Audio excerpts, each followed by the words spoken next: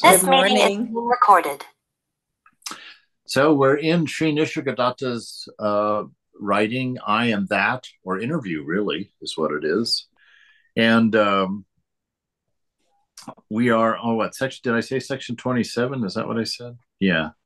The beginningless begins forever, which is a marvelous statement, actually. Just that one statement. That's what I love about this book. You can pick up any sentence and you can just go on the ideas that it arises in the mind and understanding. But this beginningless begins forever. What a freedom that is for us, that every moment being new, being of the nature of brand new, you get to start again. Every single moment you're fresh. And if you don't drag your past into the moment, nobody else is going to do it for you. So you can be free at any moment from that. And free and fresh, young and innocent, however you want to look at it, it's there. But I'm going to read the last paragraph from last week. I'm going to do a vlog about it today, too, because I was just glancing through it, and it is, I don't know, I think it's one of the most beautiful paragraphs I've read in quite some time. He was asked the question, in your daily life, are you always conscious of your real state? Right? Because it seems to us that it would be a constant effort, right, to remain in that state of consciousness or awareness. We'd be like, gosh, can you do it constantly? That sounds amazing, because it's so contrary to our experience of being. And he says, I'm neither conscious nor unconscious. I do not need convictions. I live on courage. Courage is my essence, which is love of life. I am free of memory and anticipation, unconcerned with what I am and what I am not. I am not addicted to self-descriptions. Soham and Brahmasmi, I am he and I am the supreme, are of no use to me. I have the courage to be as nothing and to see the world as it is, nothing. It sounds simple. Just try it. I love that idea. I need no convictions. I live on courage, right? And what is the courage? It's to have no attribute. Egoism, we construct egoism out of a need for safety, out of a need to control the environment that we're in. And so the whole point of our egoism is to give us a sense of safety in the midst of the unknowable. So we create this small bubble around ourselves of imagined knowledge that gives us some sense of security, some sense of control, some sense of understanding. And we try and work within that sphere to maintain our ability to manipulate our reality. But in fact, we are utterly out of control. There's you just take the simple reality of it. We're sitting on a planet, spinning how fast, I don't even know, around its axis, and then that's spinning around the sun at God knows what speed, and that sun is shooting outward from the center of the universe, quite possibly, at another unknown speed. And in the midst, nobody's driving. you know there's no one making sure that we don't get hit by the next planet or the next asteroid, or the next moon that broke away from its exploding planet or something. This, we have no idea. We are in danger at every moment in the deepest state. And we're utterly unaware. We talk about here and now and find security in being here and being now, and yet both of those words are completely conceptual. They have no meaning whatsoever, because here you have no idea where in the universe you are. If I was in some other galaxy and asked you where you are and how do I get to you, you couldn't tell me. And if you could tell me, by the time I got to that point, you wouldn't be there anymore, because we are in constant movement and constant change. So we never know where we are. We never know what now is, because now is both never here and always here. And so we live in this contradiction of strangeness that is, the scriptures tell us and the enlightened souls tell us, is utterly unknowable by the mind. It cannot be put into relative terms. It cannot be given attributes and described. It cannot be controlled. And so this is why he says, I live in courage, because I face that. I see the world as that. I know that there is nothing here understandable. I know there is nothing here controllable. I know that this is constant change, unrepeating, in an unending flow. And I have the courage not to try and create a bubble of understanding around myself, not to create a protective shell of a world that I can create or control. I'm surrendered to nothingness. I live on courage. It's my nature. And what is the nature of this is the best part, I think, where he says here, he says, courage is my essence. Well, what is the essence of courage? And he says, which is love of life. It's his love of being, his love of this unknown, his love of this expansion, this infinitude, this love of the impossibilities. That is his courage. That he's just. I mean, the vision of that is so beautiful to me, very inspiring. And so our questioner says, well, what is it that gives you courage? How can you stand and face the unknown like that as nothing? And he says, he jumps right into this one. Wow, look at this. Maharaj answers, how perverted are your views? Like, your views are so obtuse. What is going on? Does courage need to be given? What are you talking about? What gives me courage? Your question implies that anxiety is the normal state and courage is abnormal. It is the other way around. Anxiety and hope are born of imagination. I am free of both. I am simple being, and I need nothing to rest on. Just a pure point of isness in a constant flow of change. I need nothing to support me. Courage is my essence. It's what I am. I don't need to get it from somewhere. I don't need to muster it. I just need to be quiet, and I am that. Courage, that love of life, love itself is our nature. It is what we are when everything else is silent, when all of the noise of the mind and all of the busyness of the body, all of the desires and attachments fall away. What is left? Just a pure love of being, a pure love of wisdom, a pure manifestation in the face of the unknown, constant and steady. Right? That this idea of not being courageous, that as if anxiety was our normal state, and that is the normal state for the deluded soul, because it's caused us to create egoism. That state of constant insecurity, of needing to be in control, of needing to know, needing to be in charge, has caused us to create an egoism, which is just a bubble of ignorance. It's a sphere that we've placed around us of imaginary control, of imaginary safety, imaginary order, an imaginary world that makes sense to us, right? It's such a funny thing that we've done, because basically we're in free fall, right? There's no floor, there's no ceiling. And egoism has created walls around us so we can reach out and be like, I'm safe. We can reach out and touch a wall, but it's a wall with no floor and no ceiling. So you're still in free fall, but you get this sense of security, a sense of boundary, a sense of, okay, well, fine. I'm safe. I've got walls. But you have no floor, you have no ceiling. You're drifting through the infinite, as it were. And so he's telling you, and this is a very good thing for you to remember, you don't need to muster courage. You are courageous, right? Know that about yourself, and face your life with that knowledge. I can do this. I'm courageous. I take change as it comes. Nothing can hit me but change, right? Anxiety and hope are born of imagination, right? Anxiety comes from the future. It comes from living in the future. Eckhart Tolle says, if you're a person whose mind is based in the future, you're a mind of anxiety. because the future has no existence, right? And there's always potential dangers coming, and you're always afraid of what might happen. Oh, what if my lecture goes bad?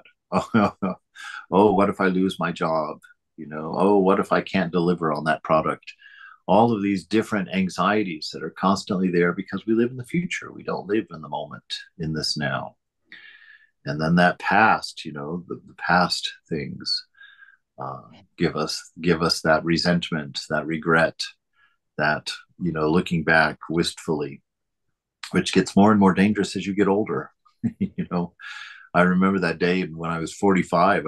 Woke up, I was laying there in bed, and I was thinking about being 45, and it struck me for the first time in my life that I probably had more time behind me than I had in front of me. That was a huge shift. That was like, wow. And as that ever increases, I understand why my grandparents always were talking about their lives, about their past, about their memories. Because as you get older, there's less and less in front of you and more behind you. And so your life becomes more about what you've done than what you're going to do. And when you're young, your life is all about what you're going to do and very little about what you've done, right? And so it's this midlife crisis that happens. And we should throw that all away because that's just body bound. That's just thinking like a body, thinking like a mind. And we're beyond both of those in our true nature. We are of this nature of courage. So we don't need a reason to be courageous. We don't need a cause to be courageous. We are courageous by definition. And that courage, that courageousness is based on what? He says it's based on this love of life, right? And this love of life comes by the recognition of the divine in everything and our divine nature, which is absolute and unchanging. We are utterly safe. The self cannot be wedded, cannot be burned, cannot be disturbed by change at all, because all of this is within it. There's a freedom to it. I am simple being, and I need nothing to rest on, right? What are the things we rest on? Accomplishments, financial security, good relationships, material possessions, a sturdy house. These are things that we rest on, and these are things that then we need to maintain. They're things that we become bound to. We start having to work for them as much as they work for us. And so to be happy with what you are which is the goal here. So our questioner says, unless you know yourself, of what use is your being to you? To be happy with what you are, you must know what you are. And Maharaj, being shines as knowing. Knowing is warm in love. It is all one. You imagine separations and you trouble yourself with questions. Don't concern yourself overmuch with formulations. Pure being cannot be described, right? So he says he shines in knowing. There is a knowing, but there's not a description, right? There's a knowing in the sense of the isness of all things, the recognition of all things, the nature of all things, the essence of all things. These things can be known, these can be known, but they don't work in a linear, time-based, relative causality. It's just a constant manifestation of an isness, of the stories of love, actually. That everything that happens is telling a story about the nature of love. Every single life that we know is a story, an unfolding manifestation of one story of love, one possibility of love's infinite expression. And so everything that is done, everything that is thought is an emanation of this divine principle of Sat Chit Ananda. So being in that silence, you are aware of that. It's a knowing of things that cannot be spoken. It's an understanding of things that cannot be described. And so it's from our perspective, it's silence. It's a silence awareness, a silent and unlimited awareness. So being shines as knowing, and knowing is warm in love, right? That's where it's active. That's the one security that we have, is this unconditioned love that is the unchanging absolute at the center of creation, as a means of talking about it. It is all one, right? There is no separateness in it. Questioner. Well, unless a thing is knowable and enjoyable, oh my goodness, it is of no use to me.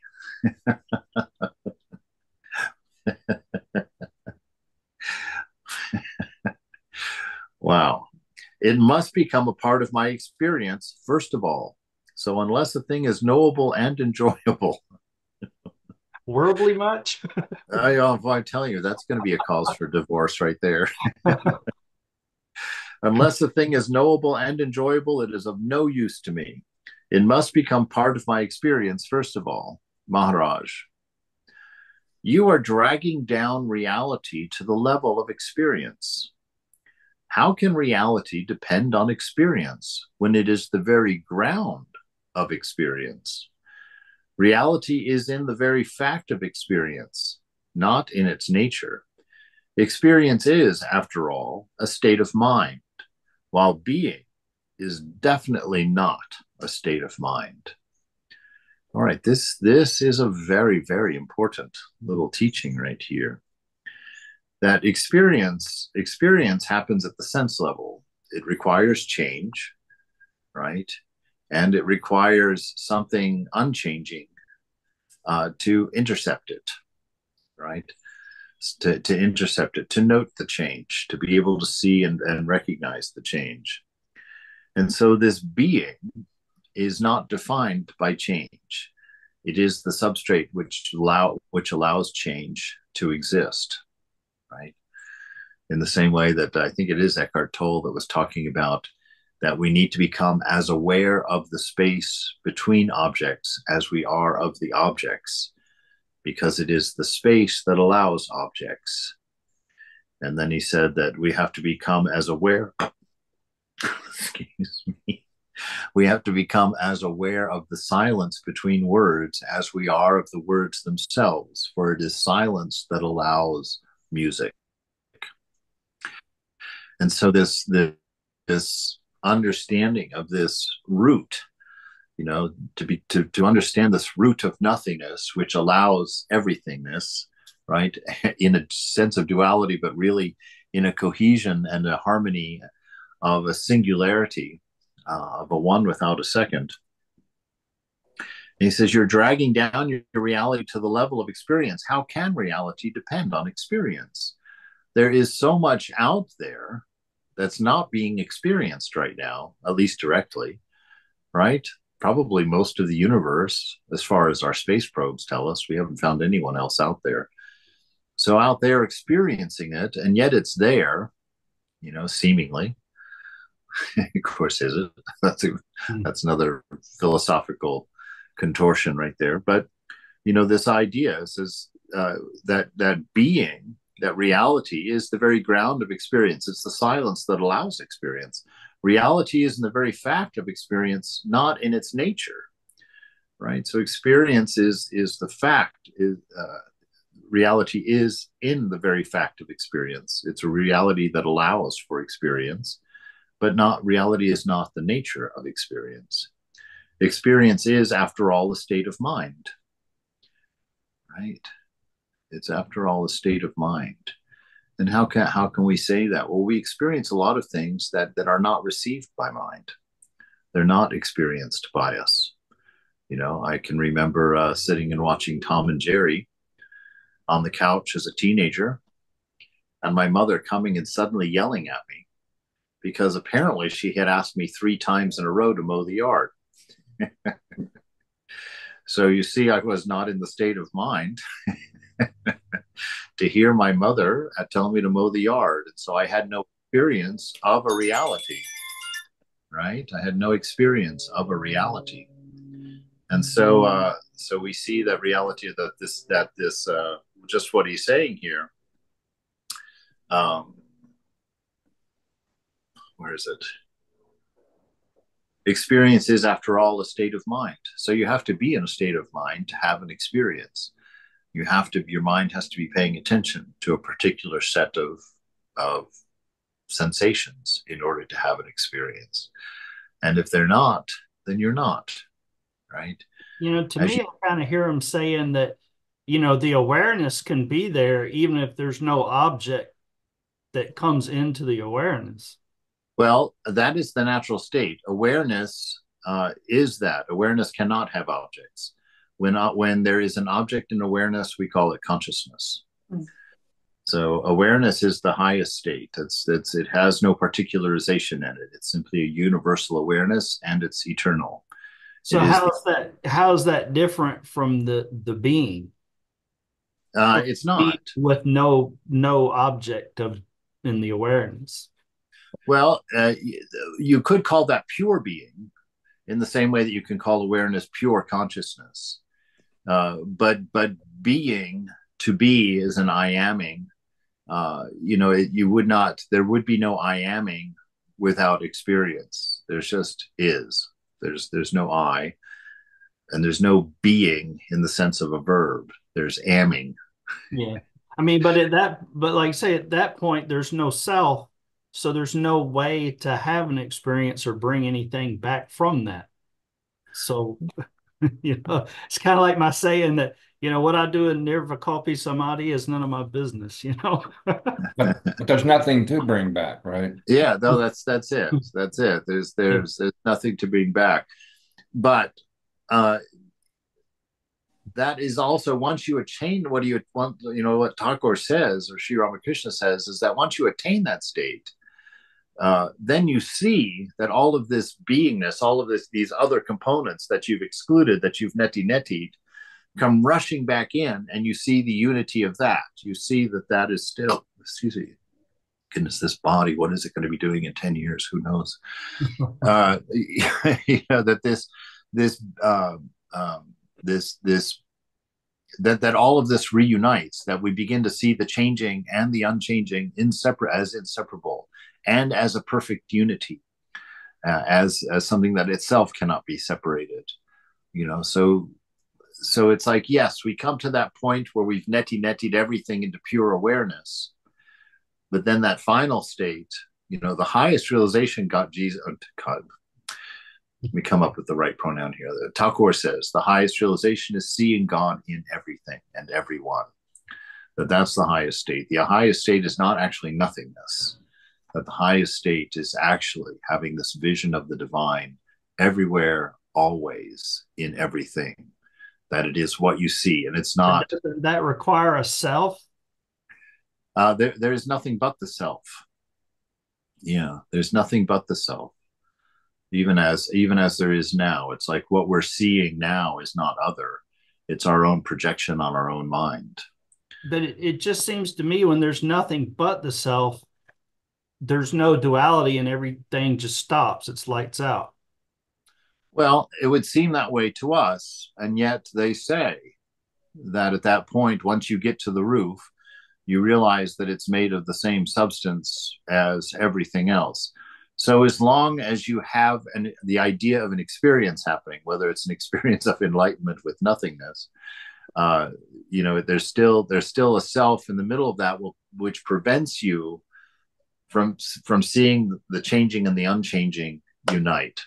But If like, you have a particular understanding of self, or a particularization of any kind, you can't see God in everything.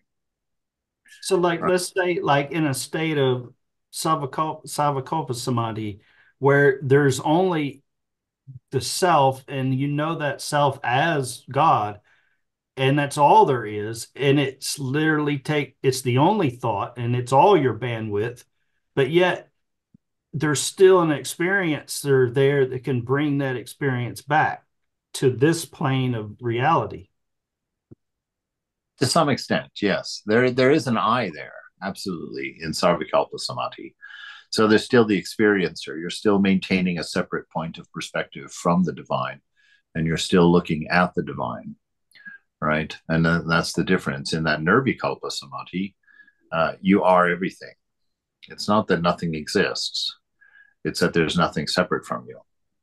So And you, maybe I'm confusing the meaning here, but so what is it that when you just totally are lights out and then you come back and you feel the thought pass, you feel the thought hit, and as soon as that thought hits, you realize that you exist, and then your next thought is, I have a body, and boom, you're out. what about that? What are you Like, what is asking? that then? That's that. This is Maya. This is Maya.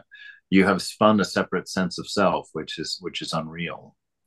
You've assumed a particular, which is impossible. And so Maya unfolds then around you as body, mind, and all of this machination, right? But as But long as you don't form that particular, but is then you no recollection of that period. So is it there's just no memory or no object mind cannot even awareness? begin to hold that. There mind, especially distorted mind, cannot conceive, cannot contain as a wave any idea of the reality. It's impossible. Pure mind is I'm not silent. saying that the mind does. I'm saying it's just like you just come out of non-existence. You have no, it's like dreamless sleep. Like in a way. You No, because dreamless sleep, you never lose the sense of experience.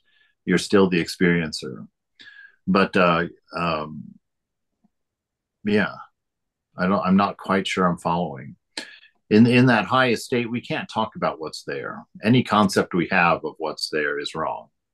It can't be conceptualized. well, Can't. I know that's what I'm saying. It's just like a void, like a hole. There is no anything. It's like Well, no, all, no, no, no. That's not true either. well, but I'm There's saying that lots the of only lots. There's everything. I'm kind of making an assumption. Maybe it's a very near state, but it's like whatever preceded the thought coming through where you realize that you exist, there's no, there's just nothing in the mind. Like That's true. There's no disturbance in mind, so you're in pure mind at that point. Absolutely. But it's pregnant. It's like the darkness of night. It's not that there's no light in the nighttime sky. There's trillions of suns out there burning brightly. What's missing in the night is something to reflect it. You know, and so for ourself, when we're in an egoless state, there seems to be nothing, but there is not nothing. It's pregnant with everything, right? And so this nothingness of non-egoism, this nothingness of our realization, is actually the fullness of everything. It's like trying to find the moment.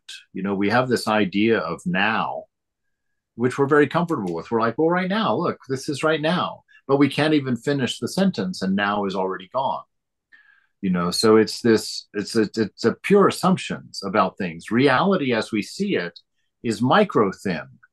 It's micro thin within the reality, the totality.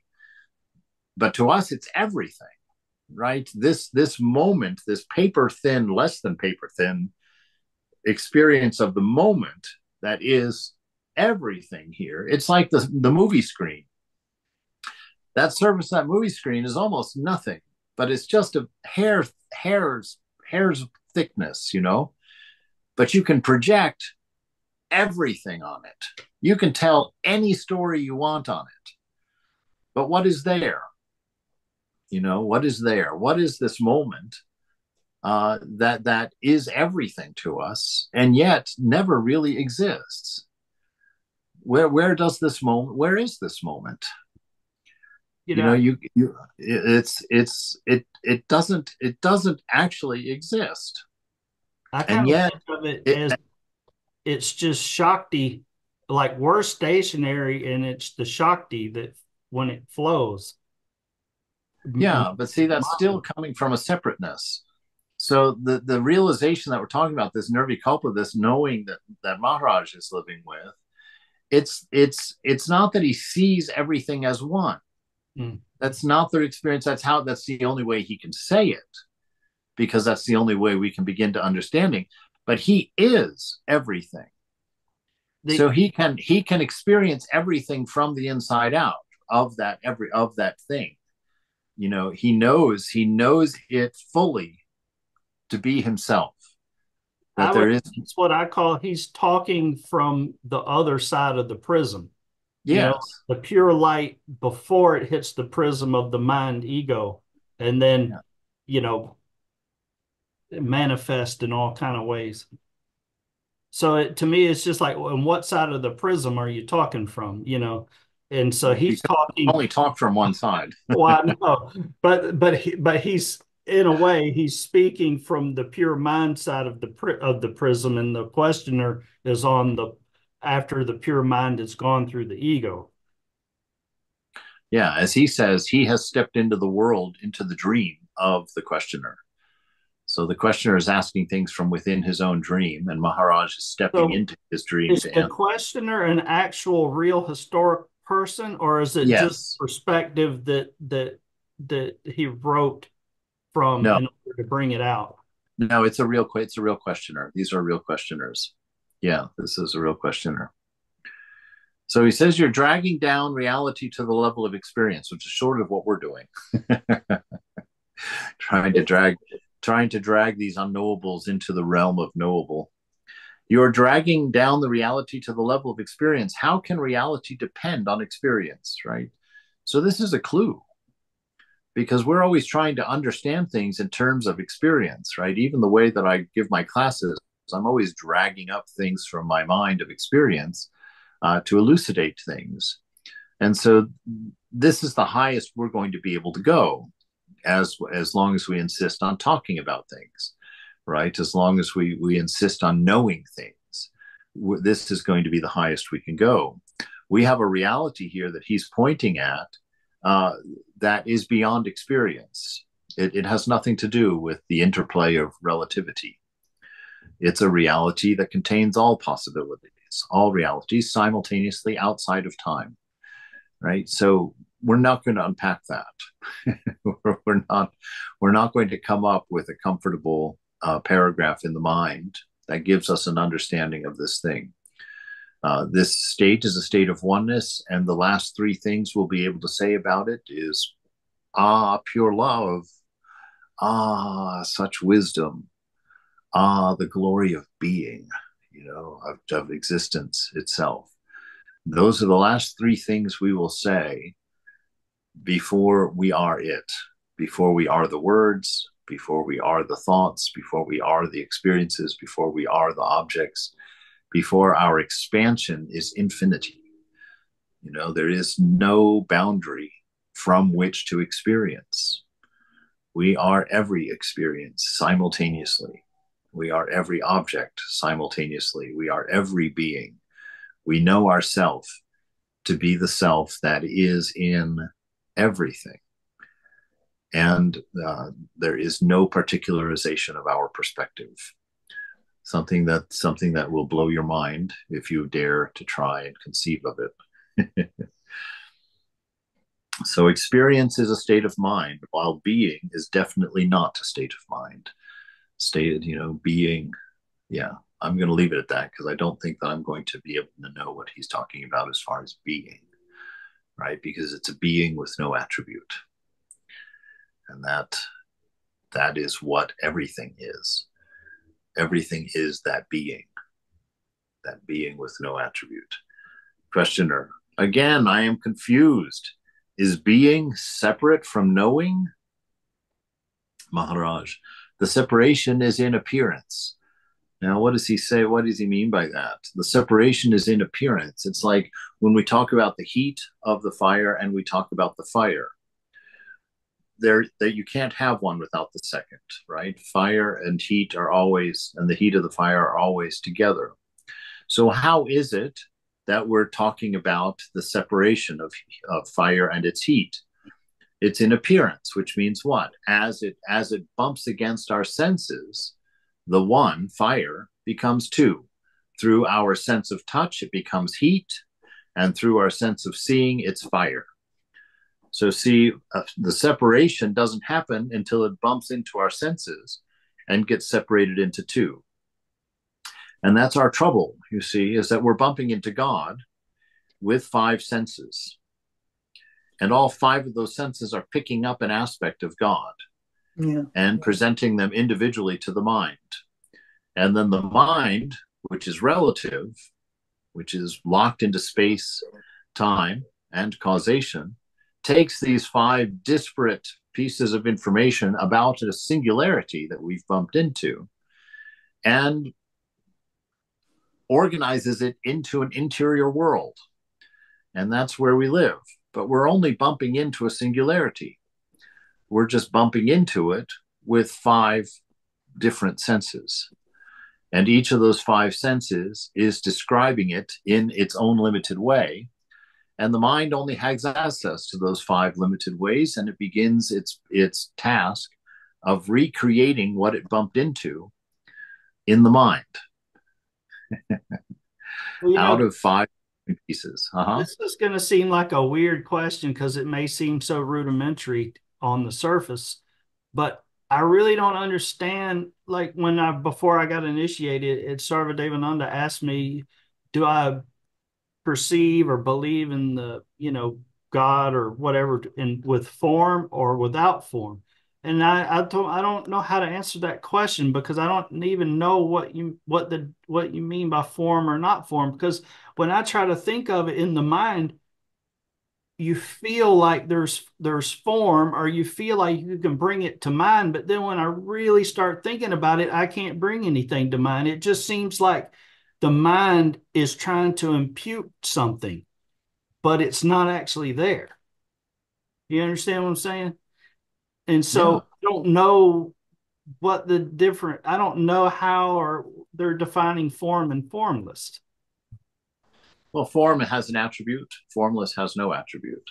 So do you see God as having attributes, or do you see as God as having no attributes? So what about didn't the Brahma Samaj, they believed in formless with attribute? Well, it's no longer formless if it has attribute, but yes, they do the same thing Christians do. Mm-hmm. Talk about a God with no form, with form. So is the form really just a mistaken imputation of the mind?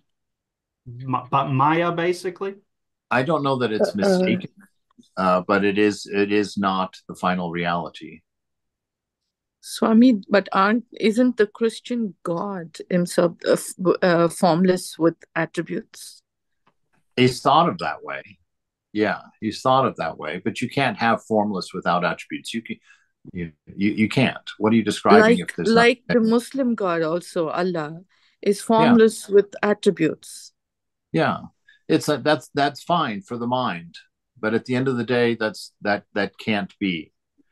It's what I'm trying to describe. It's a mistaken imputate, like your mind's trying to impute characteristics that aren't. Well, but it's not a mistake. It's intentional and it's functional. It's Maya, though. It's something that's nonsensical that we have made sense of. It's something nonsensical that we have made sense of. And that's Maya. I mean, that's our whole experience as a body mind in infinity. Our whole ego. So sorry, Swami, I interrupted you. Please go ahead. But Sri Ramakrishna did not reject that. That's one way of looking at God. No, absolutely. Yeah. But it's the one thorn that pulls out the second thorn. I'm sorry? It's the one thorn that pulls out the second thorn. Mm-hmm. In the end, both get thrown away. Mm-hmm. In the end, both get thrown away. Now, there is a possible exception to that, but we don't have to go into all possibilities. Thakur does say there are places in the ocean where the ice never melts, meaning that God, who has formed in the ice from the cooling nature of devotion, makes God take a form, freezes God into a form for the devotee. And this is an aspect of the divine. And, the ultimate reality is one without a second. But Thakur says there are places in the ocean where the ice never melts, where there is God with But forever. that's what I was kind of meaning the other day when, when I was saying that, from the perspective of the Christian medieval writings, that, God manifests into form because of the love and for the devotee or devotees. And I think Thakur says that, doesn't he? Yeah, he says that God takes form according to the love of the devotees, not for the love of the devotees, but from the love of the devotees. He'll take a form. Yeah, right. But the ultimate reality is one without a second. It can't have form, right? So, and the separation, the forms that we see, he says here, separation, it's an appearance. It's because of the tool we're using. The body, with its five senses, breaks up the unity that it sees into five pieces to begin with. That's the appearance. It seems like a world that's made of five senses. Everything that we can conceive of is composed of five senses. We have no other option. So everything, the separation, all the separation we see is because of the nature of the tool that we're studying the universe with, right? So we're studying the universe with five senses from the body perspective, and we're seeing the world through time-space causation as the mind's perspective, right? The five senses are components of body, and time-space causation are components of mind. But the actual thing that we are bumping into is beyond both body and mind. It does not share either of those sets of limitations. But that's all the information we have to study with coming from the front door.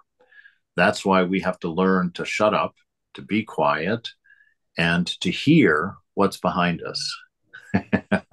Us, the us in that being the senses of body and the thoughts of body. But I just think, from the bhakti perspective, we just accept all of that and know that, that's in this relative world, that, that's our limitation in a way, and that we just work with that, use it for what it, use it to love the God. It's like that is true, but we're studying a Gyannic text. Yeah. I mean, but yeah. Let's keep going here. We're circling around this drain. Right, sorry. All right. So the separation is an appearance. Just as the dream is not apart from the dreamer, so knowing is not apart from being. The dream is the dreamer. The knowledge is the knower. The distinction is merely verbal, right? So it's due to egoism that all of this distinction starts with one fundamental problem, that I exist separate and apart from the whole. It's that notion of being that has caused all of the trouble. When we were born into a body and we thought, this is me and I'm separate from everything else. That's the trouble. And so our journey is recovering our universal nature. And to do that, we have to let go of all of the ideas and all of the states of mind and all of the experiences that we have interpreted through separateness, right? Or we renounce them. We'll see. So the questioner says, I can see now that Sat and Chit are one, but what about bliss, Ananda? Being and consciousness are always present together, but bliss flashes only occasionally.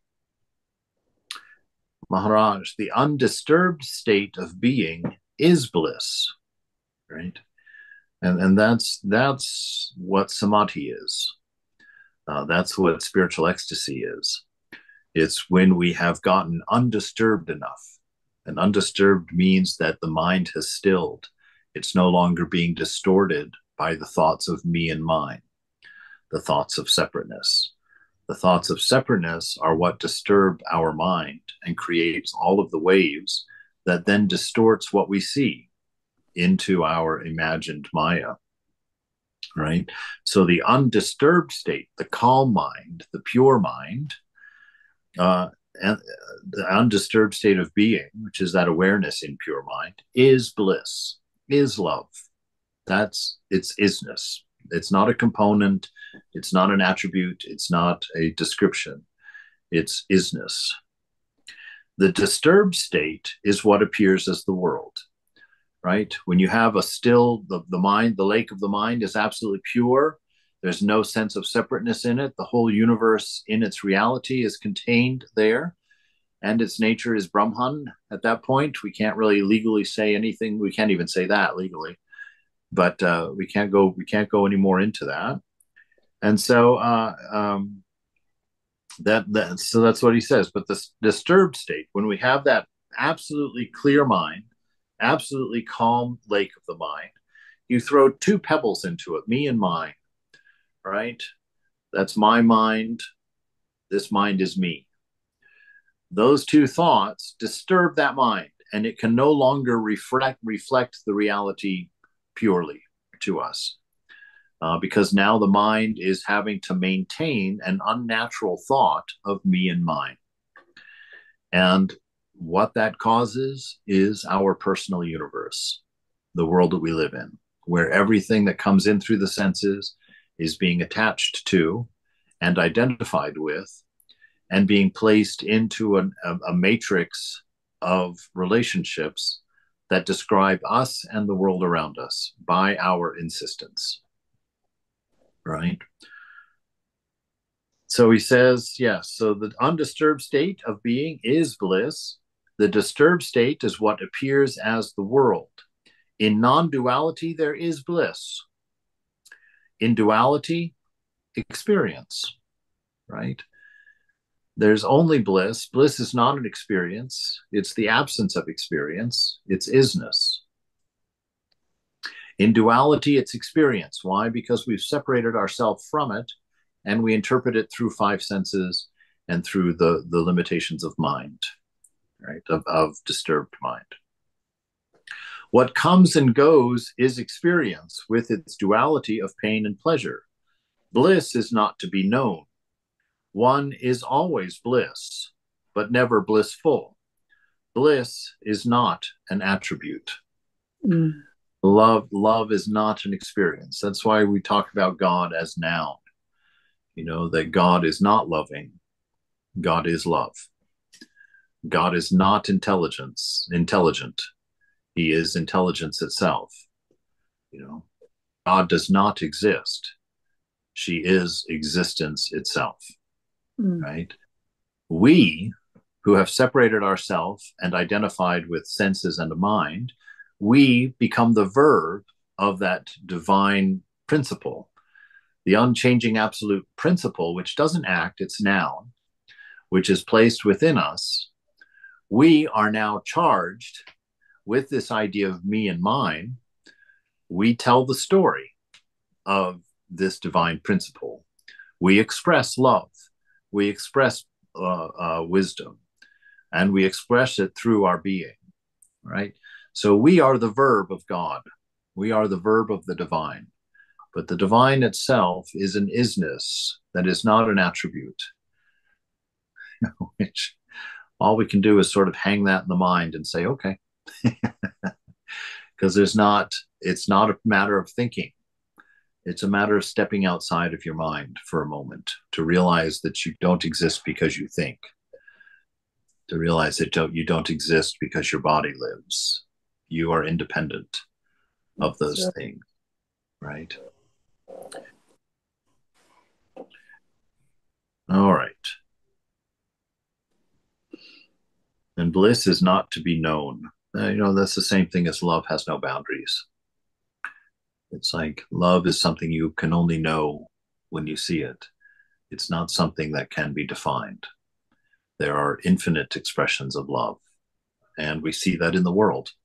Some expressions of love are beneficial and some are terribly hurtful, depending on what is being loved by the distorted lover, right? Yeah. By the individualized lover. So if someone loves power, the weak are going to hate them. Yeah. Even though that guy is being motivated by love of power, it's the love of something in particular that is going to distort the way that that love is experienced by other people, right? And so we come to know that it is the self alone that we love, and that that self exists in everything, then that expression of love is the closest one to the truth. And that's what we see in a Jesus or a Buddha or a Rama or a Ramakrishna, is that expression of love, because it's not particularized. And that's why it's celebrated for thousands of years, because it's the closest manifestation to the pure love that is the nature of the universe. Right? And so we never forget that. The questioner says, I have another question to ask. Some yogis attain their goal, but it is of no use to others. They do not know, or they are not able to share. Those who can share out what they have initiate others. Where lies the difference? Maharaj, there is no difference. Your approach is wrong. For that kind of clarity. There is no difference. Your approach is wrong. There are no others to help. You see, we keep approaching the truth from our perspective. And that's why we keep running into these questions. There are no others to help. A rich man, when he hands over his entire fortune to his family, has not a coin left to give a beggar. So is the wise man, stripped of all his powers and possessions. Nothing, literally nothing, can be said about him. He cannot help anybody, for he is everybody. He is the poor and also his poverty, the thief and his thievery. How can he be said to help when he is not apart, when he's not separate? Who thinks of himself as separate from the world? Let him help the world. Right? If you see yourself as separate, then you can help. But if you see yourself as everything, not philosophically, that's the thing we have to remember here. We can only talk about this philosophically, in a nice idea sort of way. But for these enlightened souls, this is their reality. You can see this in the life of Ramakrishna. Do you remember that event when he was standing on the shore of the Ganges River and he was watching these fishermen on their boat out in the middle, and one of the fishermen makes a mistake, and the master of the boat starts beating him, and Master Ramakrishna starts crying out on the shore. And one of the devotees later on saw that that Ramakrishna had the welts of the beating that was being endured by the man on the boat on his own back, because he is literally everyone and everything. That's why he is so amazing for us as a person, how much transformation we experience in his presence, because he is the influence of truth on our delusion, right? We see these things in him. We have that story of some of the devotees walking on the grass and the master calling out in pain because he is the grass, and he was in that state of consciousness at that moment and was feeling the pain of the grass being crushed under the feet of the devotees. So you see, that just gives us some glimpses. The truth of it is way deeper than that, way more than that. But in our simplistic minds, that gives us the idea. When Thakur realized God, he ceased to be Thakur, the body mind that we put on the shrine. That was just a bookmark, a pillowcase, as it were, in his own words. At that point, at his realization, he became every one of us. That part of me that I call I, that energizes and nervates everything else, Thakur is that. In reality, in truth, Thakur is that I in me right now. And my life is a manifestation of God, right? Now, it was that way before Thakur as a character came along. The same could be said about the Christians. Jesus became that I when he realized, when he came to his fullness of understanding of his nature, the ego eimi, I am that. When Jesus recognized that, he ceased to be an individual in history. He ceased to be being a particular. We still projected that particularization on him because we saw a body mind and we called it Jesus. And we thought, oh, that's him. But at the moment of Jesus's knowledge, he knew himself to be the I in every one of us. And that is why St. Paul gives that wonderful statement that I often return to. It is no longer I who live, but Christ who lives in me, right? So as we grow in all of this, it's no longer the personality that dwells in us, right? It is the beloved, the divine beloved. And that name is various. That name is Rama. That name is Jesus. That name is Buddha. That name is, because these are not separate individuals, right? These are not separate individuals. These are manifestations of the one, incarnations, in the way that Ramakrishna describes them. They are holes through which God can be seen, right? Holes meaning an absence. An absence of what? An absence of egoism. That's what makes an incarnation an incarnation. That absolute lack of egoism, so that a Jesus can be crucified and have his last words be, Father, forgive them, for they know not what they do, right? He knows what they're doing. He's doing it to that instance. He's a part of the whole. He sees all causes and all effects and sees the perfection of the wholeness in them all. All right, so let me just read that paragraph again and we'll end there. What is the difference between a yogi who teaches and the yogi who just realizes God? He says, there is no difference. Your approach is wrong. There are no others to help. Now, I'm going to issue a warning here. Do not take these things that you have not realized and start living according to them without seeing them, because that will stunt your growth immediately. And what I mean by that is, because this says there are no others to help, that does not mean don't help anybody because they're not really there. It is making sure that you can only say that when you know that, not philosophically, not as an idea, but experiencely. Grok is the word. If you ever read that book, Stranger in a Strange Land, grok is the word, because we don't have a word in English to talk about this idea of becoming something you know, not just knowing it in your head. All right, so don't use it that way. Understand that you're not helping others, you're helping yourself. You can use it in that way.